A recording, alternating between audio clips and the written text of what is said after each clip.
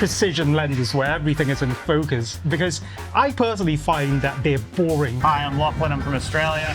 I'm here with Robbie Sumantri. I wanted North Borders and all I got was him. North Borders was busy.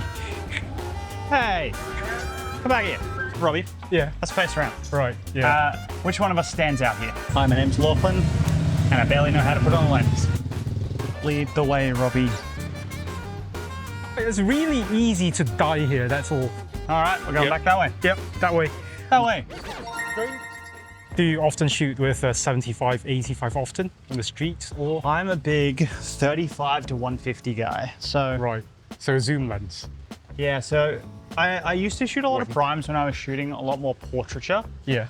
Back around when I came and saw you last, but less so these days just due to commercial work. I think though I'm gonna start to make a switch back towards using primes more, because I feel like, especially with certain lenses, you get a much better look overall. Yeah. You're shooting on like Lens Lab lenses, that's the two with the most character. How are you finding it? Great. Brilliant. It's a really nice experience. I am finding maybe that I don't trust the screen on the A7 IV. Great screen, love it. What do you mean then? I think that the screen is not portraying the lens properly. No, it's not. Because I'm just finding that there's a lot of over sharpening. You're one of the few people that I know that is an Indonesian and English fluent speaker. Yeah. How do you find it is being in Indonesia, and I guess you travel around with people like me, and you're going through, you're having a number of these conversations, but it's very clear you're traveling around, I guess, with foreign people, which is less common in Jakarta. Yeah. Do you find that you maybe not suffer from, but you experience a different part of like Jakarta in that way? Yeah, absolutely. I shoot in this place a lot, for example, and it's always something new over here. I used to recognize a few people recognize me here. For example, there's a bloke over there that actually recognizes me because I come very, very often. I always like the way that my friends actually react to places like this because it's quite rare. It's a different side of life, isn't it? The Light Lens Lab lenses. I've never shot with these, and these feel great to use. You've never heard of Light Lens Lab, haven't you? No, in Australia, like it just doesn't exist. Yeah. So we're just going to go around. There's a stop there that I want to take you to. Yeah. It's weirdly one of the best pastry places that I know of. And it's in the middle of this. Yeah, it's very nice to shoot with someone else as well because you never know what people find interesting. Yeah. You know, it's, I shoot alone myself and sometimes I get sick and tired of, it's not me getting sick and tired, but I've shot this place many times. It's very hard to be creative about something. You would find a rhythm within being here to have like a certain style of stuff that you capture for sure. Yeah. Meow. All right, let's try and, not saying I'm stealing your shot, Robbie, but I don't want you to come that close. Oh no. Hey, it's what I'm scared of most time, children. I'm just going to point out, I do believe that there is a universal head nod that I can apply to most things. Yeah, you can. Because a lot of these people be seeing me and I just hit them with them. And they hit me with them. I don't know if they get what I'm saying, but I get what I'm saying. We're going to a temple, yeah? Sounds good. Yeah, that one.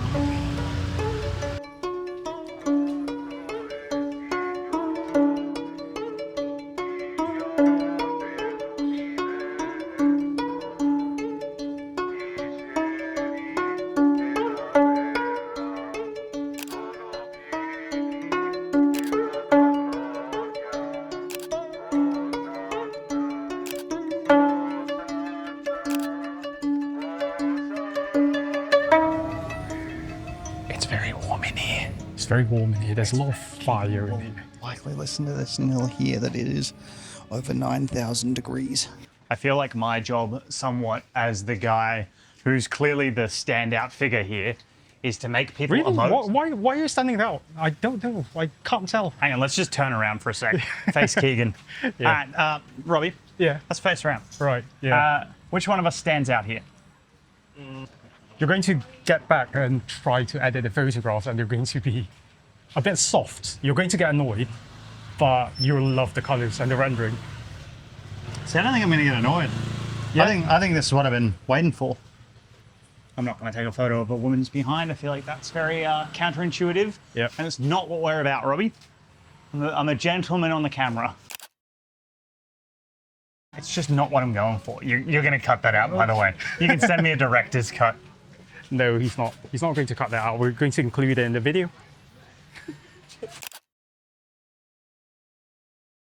Doing all right? Yeah. I want one. I'll send you the link. Lachlan's Lab, please sponsor me. I'm Australian. I don't have a decent following. I actually probably can't do much for you, not gonna lie. But your lenses are really nice. So if you want to sponsor me, send me some lenses. I'm friends with that guy though. So that's got to count for something. What do you want? I don't know, recommend something. I would recommend this actually. Cool. This is pork and yeah, sweet pork. Marinated. Let's get one of those. Okay. Would you like a coffee as well? Yes. You've had a lot of coffees today. Hey, it's fine. Okay. If I have to go to the toilet, I have to go. What kind of coffee do you want? Iced latte. Love this lens. Really wish it was slightly closer focus. Slightly. But I love this thing. Yeah, the only problem I have with the lens is that there's minimum focus is 1 meter. Yeah. Yeah. How are you finding it so far? Well, I've come to the realization I hate where I live. Yeah. And your lenses are much better than mine. So, yeah, I love it. It's great. It's really difficult though to tell Sony shooters who are after perfect precision lenses where everything is in focus, because I personally find that they're boring. I just see too many people now also pursue like that film style. Yeah. But like, you might as well shoot on optics that look like it, so you don't have to skip like doing a million different things to your image. I think it's a completely different thing though, as in the film look and the lenses you use. I agree, but I think that like to achieve that desired outcome, which is more natural, closer to film, without the price tag, I think that like, yeah, I just think that the optics are the big problem. Like, and I think that also comes across in like a lot of the anamorphics you see recently as well. They're like giving you that distorted cinematic. Wait, I'm gonna. Don't hate me, Christopher Nolan, if you ever see this. It's cinematic. I think they give like the cinematic style approach to filmmaking and change the actual way of doing it. Whereas like regular optics from Sony, they don't really do that. But they have their place. Yeah, they do. I just think for this, for the rustic, for the environment, for what it is, I just think this is much better. The thing about this lens is that I didn't tell you about this earlier, I completely forgot, but later on, I think you should try to sort of find something busy in the background and try to let the background blow out. But yeah, if you haven't already watched Robbie's YouTube video, the 75mm f1.4. It is an f1.4, yeah. It's an f1.5. f1.5. Sorry. Keegan, you'll strike it out with the parentheses or something, I'm sure. Good. This is sick. This is not a paid endorsement, I should add, because someone's probably going to tell me. What was it based on? Pionjanu. Yeah, you actually remembered. Yeah, I did. Funnily enough, Robbie says words and they actually go in here, which might confuse people because my parents would say otherwise, that it goes in one and out the other. But this is based on a Pionjanu lens that's not made anymore. And if I'm not mistaken... No, it didn't exist. The 75 doesn't exist. That's right, Robbie told me it doesn't exist. But yeah, I think that the benefit of these as well, in the fact that you can now get manual focus lens adapters for lenses like this. Yeah. That's cool. That's awesome, yeah. It's brilliant. I think it changes for someone like me. I don't shoot film, I need to still have a level of like professional capacity with this. Yeah. And if it was just a manual focus lens, I don't think that would be the case. Yeah. So it's quite intimidating, especially if you're trying to focus at f1.5, you know, on a manual lens. It's quite difficult to do, actually. And like, that's why there's entire careers around stuff like doing focus pulling. We're not skilled enough. I'm not gonna lie, I did watch Robbie's video the other day. If I'm not mistaken, it was his Nikon camera video. Which is not out. It's coming out tonight, actually. It'll be out soon, but probably before this. Yeah. And Robbie did miss a lot of shots, which also what do you call it? Reinforces. There we go. Thank you, Robbie. Well done. That reinforces my point on the fact that even Robbie's not skilled enough for this. No, the thing about telephoto lenses is that we lose the appreciation for any sort of autofocus, actually. You know, I come to a realization that shooting an 85-1.4 wide open used to be extremely difficult, especially if you're trying to track a moving subject. Or I'd love a geared version. This actually, I think, would be a great video style lens. Yes. Yeah. You say the yes with gritted teeth. Yeah. Check in next time on the episode of Robbie Sumantri's podcast. Right. Okay. The whole reason why I bought this autofocus adapter for Sony was that I was hoping to use the 75 and the 50 as video lenses. Lo and behold, the TACAP adapter for Sony, it doesn't allow you to use autofocus on video mode. It's likely because of the the electronic. Something about the firmware or anything like that. But the TACAP version for the Nikon cameras, the Z mounts, they allow you to shoot video.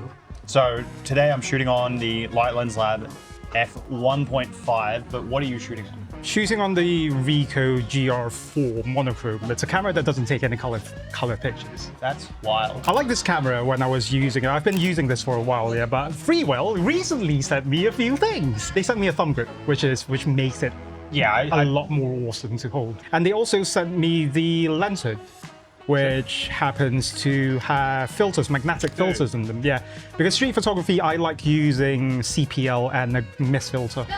So if I can ask, why use those? Mist filter, it gives a bit of diffusion to the highlights. Yeah. The CPL cuts out a lot of reflection. I wish that the CPL was actually circular, so that I can actually adjust it. So all I can do right now is to rotate the camera to compensate for the polarizing bits. We've been shooting on it for what, like probably the last, I'm gonna say 45 minutes. How are you finding it so far? The lens hood is awesome. It's all about clarity, yeah. But I'm that sort of person who likes, who shoots black and white film, and that's what I'm looking for. So it takes a bit of the edge off, and the CPL gives you darker colors. It gives you better contrast sometimes, especially when you are dealing with the sky, dealing with especially reflections. All you have to do is to rotate the camera. I find myself slowing down a lot with shooting in these kind of environments, because I just find that you don't get anything out of rushing.